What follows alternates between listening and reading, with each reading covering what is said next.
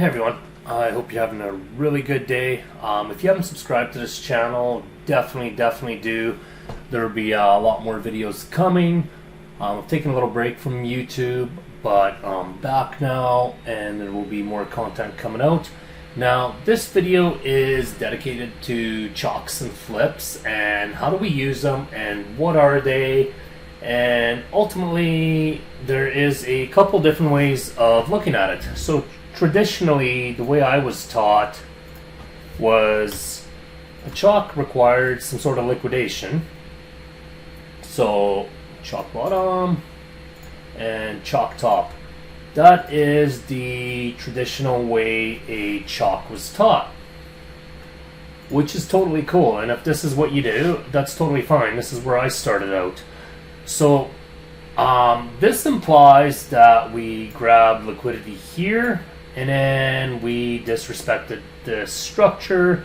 Therefore, maybe demand took control. We can take an entry here and we can go that way, which is totally right, totally cool. That's for those that trade break of structure. Now, notice the distance we had to travel here to get the CHoCH. So I don't trade break of structure. I trade break of supply and demand. Like, yes, I use market structure to guide me and stuff, but here we're waiting for the structure point to go for the CHoCH to complete. Now, what if we had a supply here and the CHoCH actually completed here, and on the lower time frame,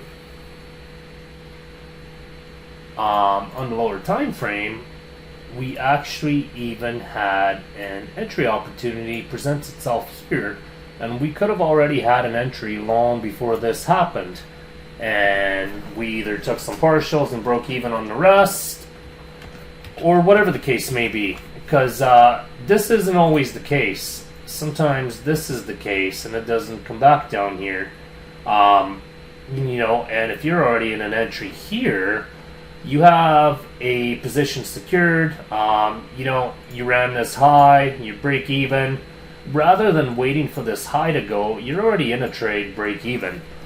So break of supply and demand to me is so much more powerful than break structure. It's what I teach my students. It's what I prefer to do. It gets me into entries a lot quicker. So here we have Euro USD, and we'll just rewind this a bit. We won't be doing bar replay on this. The sole purpose of this video is to show you how CHoCHs and flips work for me, the way I view it.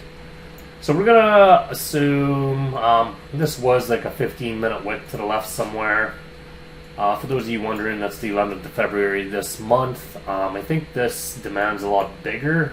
I don't want to make it big because it'll look something like this. If I pull the whole thing, we'll just make it ugly.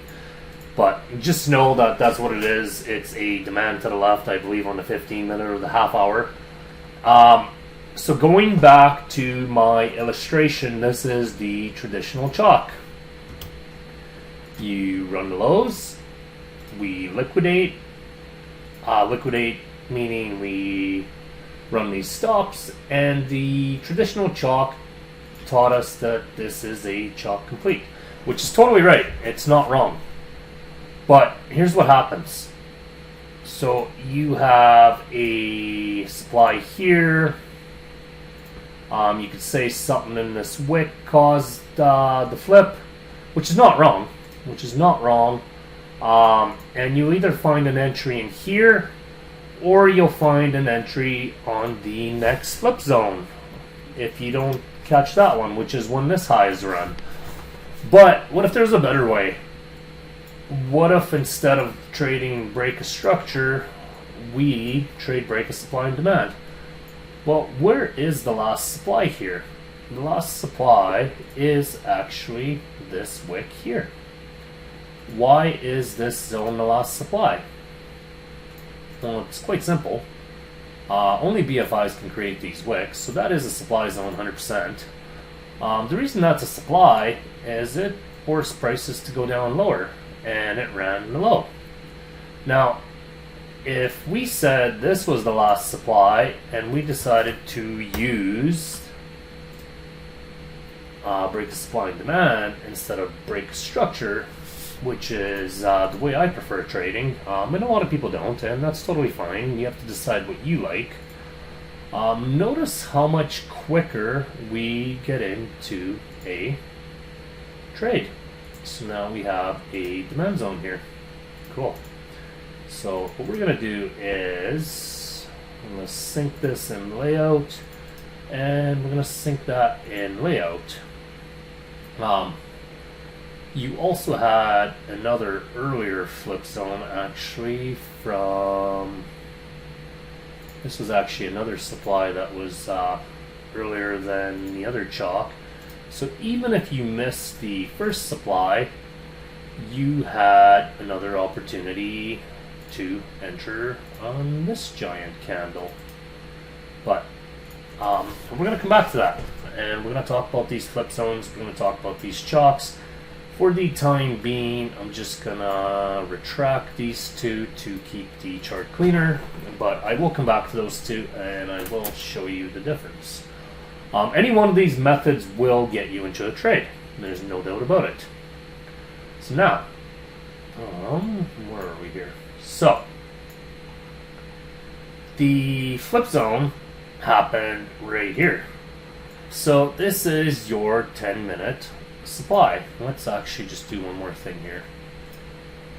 Sync in layout, and we'll sync in layout, and we'll sync in layout. Cool. So I prefer using the 30-second and the 15-second for entries. If you use 1 minute, that's totally fine. You'll likely get a lot of the same entries. So here we have the supply. Here we have the demand that caused the flip. We ran the lows, we ran the highs. That's a CHoCH. This demand flipped this supply. That's a flip. So you have a CHoCH and a flip combined here.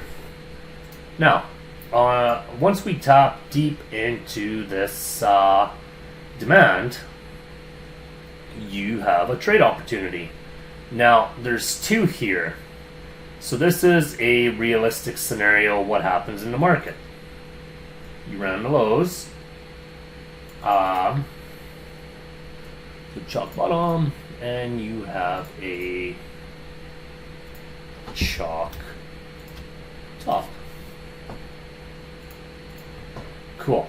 Now, from here, you would assume that the candle that caused the break would be this one here. So that would be my primary place of entry. So I would try an entry here. Alternatively, you could try the extreme.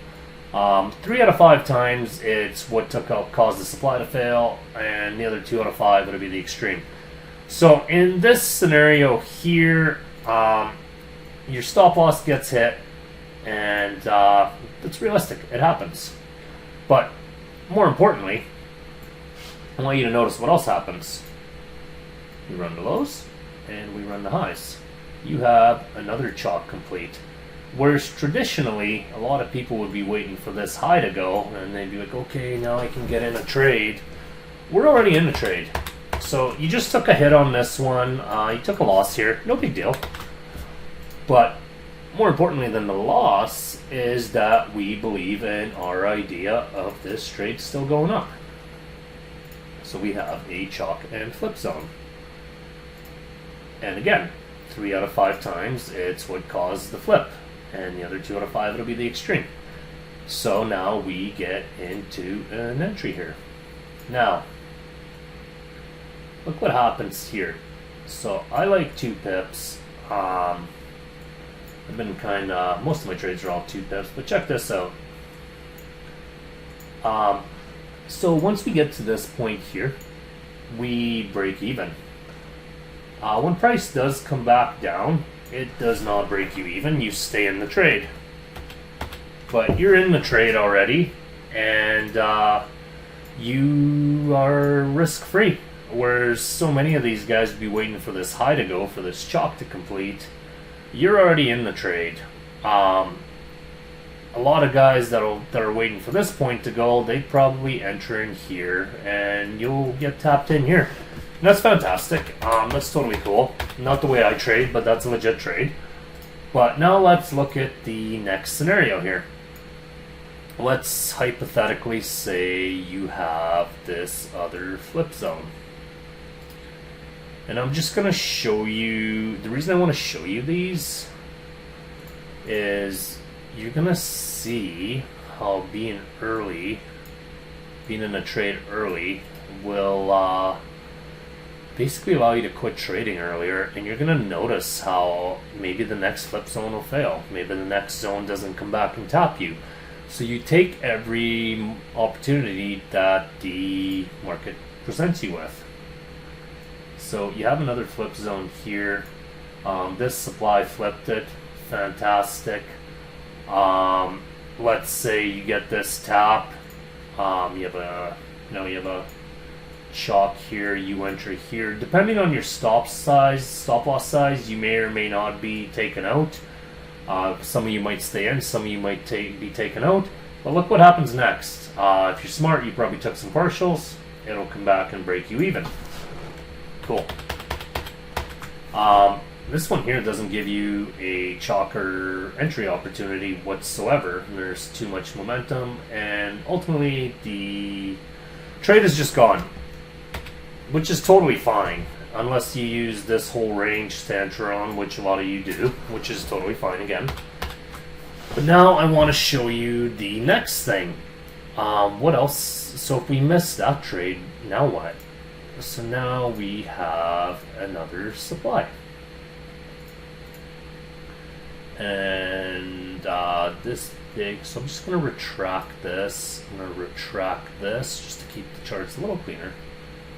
And here I'm going to sync that.